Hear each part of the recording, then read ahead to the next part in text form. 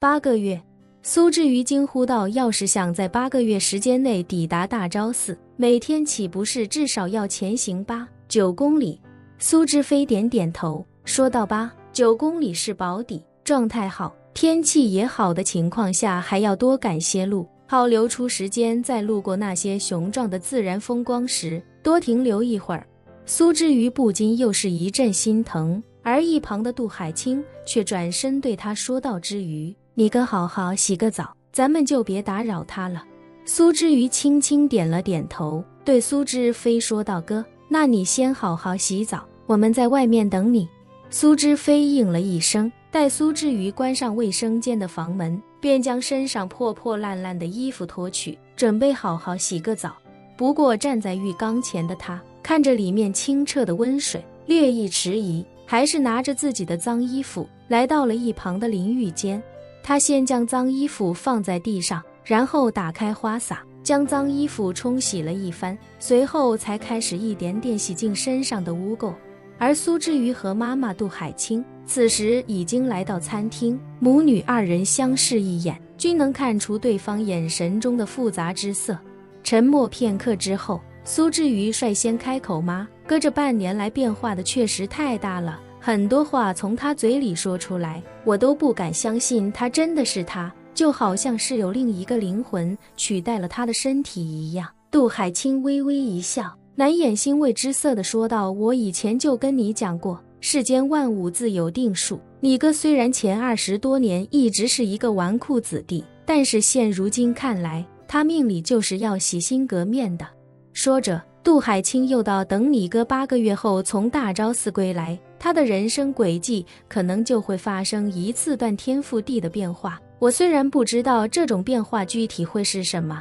但是我相信这变化一定是能让他变得更好的。苏之瑜轻轻点了点头，感叹道：看来哥哥这一路的苦头没有白吃，如果他自此能走上正道，那真是要感谢叶先生的雷霆手段。杜海清赞同地说道：有些时候人就是需要破而后立的，只是有些人从小娇生惯养，被保护得太好了，他身边的人不舍得让他经历那个破的过程，所以确实要感谢叶晨。苏之瑜忙道：哦对了妈，叶先生说午饭后他会过来拜访。杜海清微微一怔，下意识地问他：叶晨要来？对，苏之瑜点了点头。臭，杜海清微笑说道：正好能当面向他道谢了。另一边，叶晨开着老丈人那辆宝马530，载着伊藤菜菜子来到了汤臣一品。汤臣一品的房子分成了别墅和高层2个区域，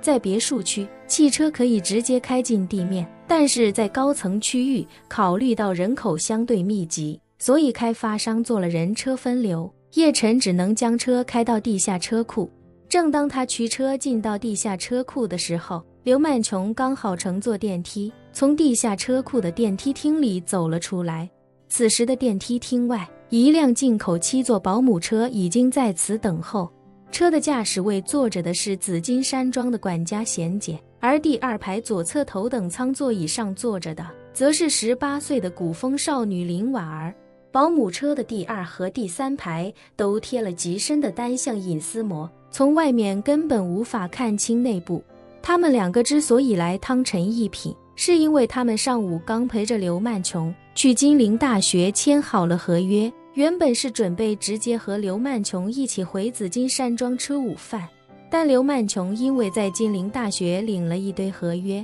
资料、文件、工牌、门禁卡，还有诸多金陵大学的定制文具，乱七八糟的拿了一大堆，而且这些都是刘曼琼后期工作时需要用到的，也没必要再带着这么多东西回港岛，那样不仅麻烦还容易丢失遗忘，所以他便提出让贤姐先开车来汤臣一品，他把这些东西都先存放到这儿的新房里。林婉儿原本是想与刘曼琼打好关系，所以才主动要陪她去金陵大学签约的，但没想到刘曼琼签完合同竟然要来汤臣一品，这个决定着实把她吓了一跳。虽说林婉儿来金陵就是为了找到叶晨，但眼下她还没有做好与叶晨相见的准备，所以这汤臣一品她是万万不愿意来的。幸亏这辆保姆车的后排非常私密，他便借口身体不适，坐在车里等刘曼琼下来。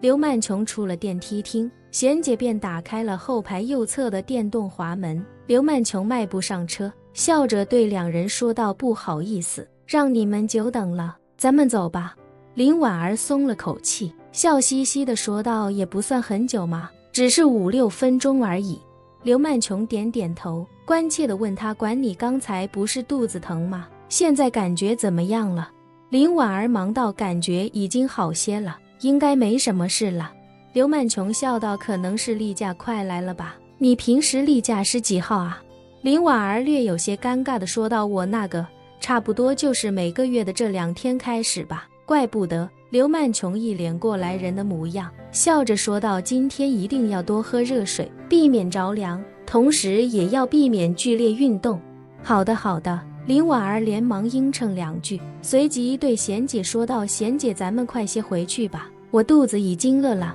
贤姐点点头，笑道：“咱们回去只要10几分钟，到家就能吃饭了。”说着，她便启动保姆车，准备驶出地库。这时候，叶晨已经将自己开的那辆宝马车停在了保姆车前方不远的空车位上。由于田中浩义买房的时候没顾上买个产权车位，叶晨也只能将车停在物业专门划出的临时停车区。临时停车区最大的弊端就是离电梯口普遍较远，所以当他停好车之后，他便和伊藤菜菜子一起按照车库的指示牌寻找电梯厅的位置。叶晨在汤臣一品住了这么长时间，今天还是第一次到高层区域的地下车库了。至于他身边的伊藤菜菜子，连汤臣一品都是第一次来，所以2人都不熟悉路线，只能按照田中浩一发来的地址，按照指示的楼号寻找。当2人并肩迎面走向电梯厅的时候，刚好与贤姐驾驶的保姆车迎面。